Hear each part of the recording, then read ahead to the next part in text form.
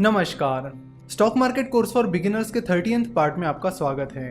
तो अब हमें पता तो चल गया है कि जनरल कंसल्टेंसी एक स्मॉल कैप कंपनी है। अब अगला सवाल जो हमारे सामने है वो ये कि ये डिसाइड कैसे करें कि जनरल कंसल्टेंसी में इन्वेस्ट करें या ना करें। ये एक बहुत ही इंपॉर्टेंट सवाल होता है कि किसी कंपनी में इन्वेस्ट करें या ना करें, करे तो क्यों, ना करे तो क्यों। देखो, किसी भी कंपनी में इन्वेस्ट करने से पहले आपको दो चीज़ें पता होनी चाहिए जो कि बहुत इंपॉर्टेंट है। वो ये कि क्या वो कंपनी आगे ग्रो करेगी या नहीं, यानी उसका बिजनेस परफॉर्मेंस आने वाले सालों में कंसिस्टेंटली अच्छा रहेगा या नहीं। और दूसरी चीज कि आप उस कंपनी में जिस प्राइस पर इन्वेस्ट कर रहे हो वो वैल्यूएशन सही है या नहीं। यानी किसी भी कंपनी में इन्वेस्ट करते टाइम दो चीजें बहुत इंपॉर्टेंट होती है, एक है वैल्यूएशन और सेकंड है फ्यूचर ग्रोथ। जहां तक वैल्यूएशन की बात है, आपको देखना होगा कि जिस कंपनी में आप इन्वेस्ट कर रहे हो वो आपको सही वैल्यूएशन पर मिल रही है या नहीं।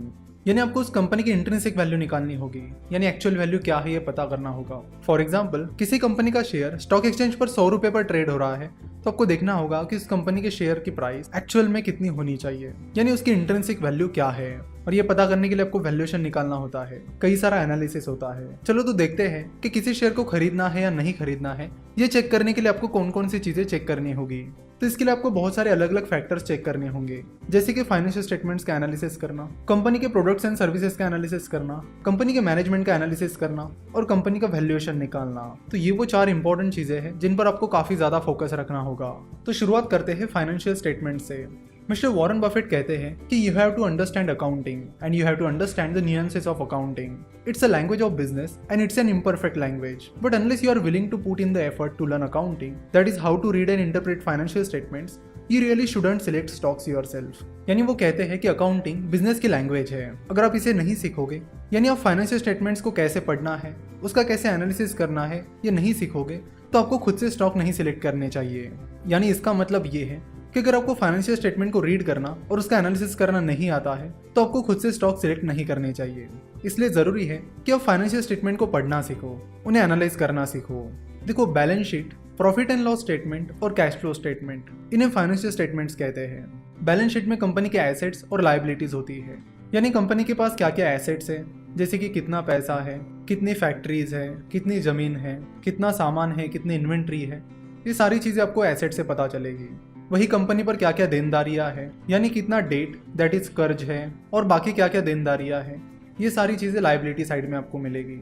उसके बाद आता है profit and loss statement. Profit and loss statement में कंपनी का रेवेन्यू, कंपनी के एक्सपेंसेस और कंपनी का प्रॉफिट आपको मिलता है, यानी कंपनी ने कितना सेल किया है, कंपनी के कितने एक्सपेंसेस यानी खर्चे हुए हैं और बाद में कंपनी को कितना प्रॉफिट हुआ है। ये सारी चीजें आपको प्रॉफिट एंड लॉस स्टेटमेंट से पता चलती है।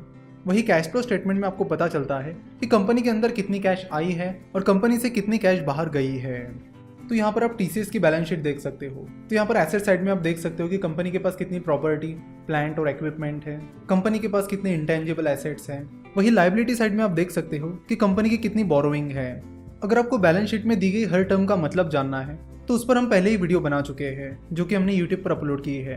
तो अब यूट्यूब पर जाकर बैलेंस शीट फिनोवेशंस ऐसे सर्च कर लीजिए, जिसके बाद आपको हमारे बैलेंस शीट के वीडियो मिल जाएंगे जिसमें हमने बताया है कि बैलेंस शीट में जो टर्म्स है उसका मतलब क्या होता है। तो हर एक टर्म का मतलब बड़ी डिटेल में हमने उसमें समझाया है। 2 पार्ट के वो वीडियोस हैं, तो आप जरूर देखिए, क्योंकि उन टर्म्स का मतलब समझे बिना आप उनका एनालिसिस नहीं कर सकते। तो पहली स्टेप है कि बैलेंस शीट की टर्म समझना, जो आपको इन वीडियोस में मिल जाएगी। नेक्स्ट है प्रॉफिट एंड लॉस स्टेटमेंट। तो प्रॉफिट एंड लॉस स्टेटमेंट में आप यहाँ पर देख सकते हो कि कंपनी का रेवेन्यू कितना है, कंपनी के एक्सपेंसेस कितने हैं और फिर आखिर में यहाँ पर आप देख सकते हो कि कंपनी को कितना प्रॉफिट हुआ है, यानी प्रॉफिट फॉर द ईयर। तो फाइनेंशियल ईयर 2019 में टीसीएस को 30,065 करोड़ का प्रॉफिट हुआ है। तो आपको प्रॉफिट एंड लॉस स्टेटमेंट में जो टर्म्स है उन्हें समझना है, तो उस पर भी हम वीडियो बना चुके हैं। तो उसके लिए आपको यूट्यूब पर टाइप करना होगा profit and loss statement Finnovations, जिसके बाद आपको वो वीडियो मिल जाएगा जिसमें हमने प्रॉफिट एंड लॉस स्टेटमेंट की सारी टर्म्स को डिटेल में समझाया है।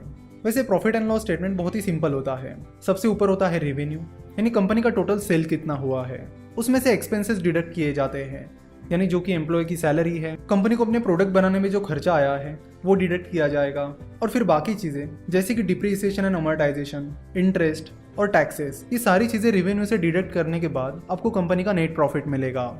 नेक्स्ट लेक्चर में हम आपको प्रॉफिट एंड लॉस एक एग्जांपल के साथ बड़े आसानी से समझा देंगे। आशा करता हूं कि आपको आज का ये लेक्चर पसंद आया होगा। स्टॉक मार्केट के बारे में और फाइनेंस के बारे में और जानकारी के लिए आप हमारी वेबसाइट www.finnovations.com विजिट कर सकते हो। हमसे जुड़े रहने के लिए आप हमें फेसबुक, ट्विटर और इंस्टाग्राम पर हमें फॉलो कर सकते हो। हमारे साथ जुड़े रहने के लिए आपका बहुत बहुत धन्यवाद।